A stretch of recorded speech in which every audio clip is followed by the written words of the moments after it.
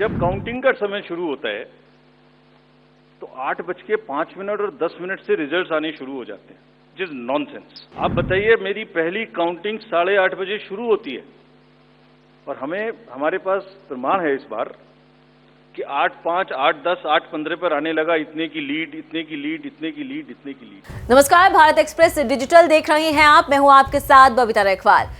हरियाणा चुनाव में कांग्रेस की हार का खींच कांग्रेस के कई नेताओं ने ईवीएम पर उतारा, कई सवाल किए।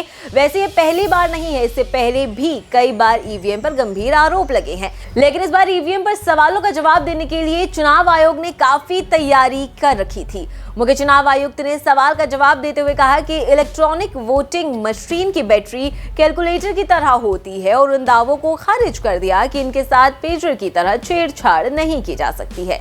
इतना ही नहीं, राजीव कुमार ने ईवीएम में कैलकुलेटर की बैटरी की तरह सिंगल यूज बैटरी होती है ये तक कहा। मोबाइल की तरह नहीं जिसे हर रोज चार्ज किया जाता है। एक बैटरी का उपयोग लगभग 5 साल तक किया जा सकता है, ये भी उन्होंने कहा। उन्होंने कांग्रेस नेता राशिद अलवी के इस दावे को भी खारिज कर दिया कि ईवीएम में भी छेड़छाड़ की जा सकती है, ठीक वैसे ही जैसे इजराइल ने आतंकी संगठन हिजबुल्लाह के पेजर हैक किए थे।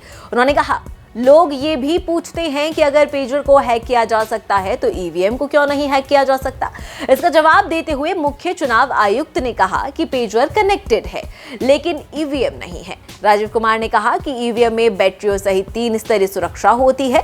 उन्होंने कहा, ईवीएम की पहली स्तरीय जांच मतदान से 5-6 महीने शुरू होती है। मतदान से 5-6 दिन पहले ईवीएम चालू की जाती है, उस दिन तक नई बैटरी डाली जाती है।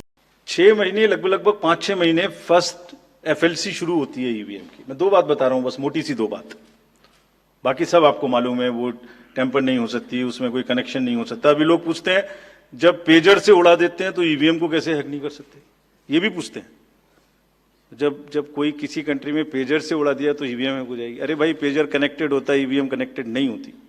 एनीवे, आपको बता दें कि 8 अक्टूबर को हरियाणा विधानसभा चुनाव के परिणाम घोषित होने के बाद कांग्रेस ने यह आरोप लगाया कि उसकी उम्मीदवार उन सीटों पर हार गए जहां ईवीएम की बैटरी 99% चार्ज थी, जबकि 60 और 70% चार्ज वाली सीटों पर पार्टी की जीत दिख रही थी।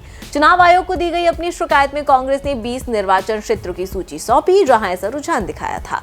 आपको बताते चले कि हरियाणा में कांग्रेस भाजपा सरकार के 10 साल के सत्ता विरोधी रुझान का फायदा नहीं उठा पाई। हरियाणा विधानसभा में भाजपा ने 90 में से 48 सीटें जीती, जबकि कांग्रेस को सिर्फ 37 सीटों पर ही संतोष करना पड़ा। चुनाव में निर्दलियों ने 3 सीटें जीती, जबकि इंडियन नेशनल लोकदल के खाते में 2 सीटें आईं। चुनाव के बाद कांग्रेस के कई नेता हाथ धोकर ईवीएम के पीछे पड़ गए थे। बताने की कोशिश ये थी कि उनकी हार सामान्य नहीं बल्कि ईवीएम की वजह से हुई है। Bureau report, Bharat express digital.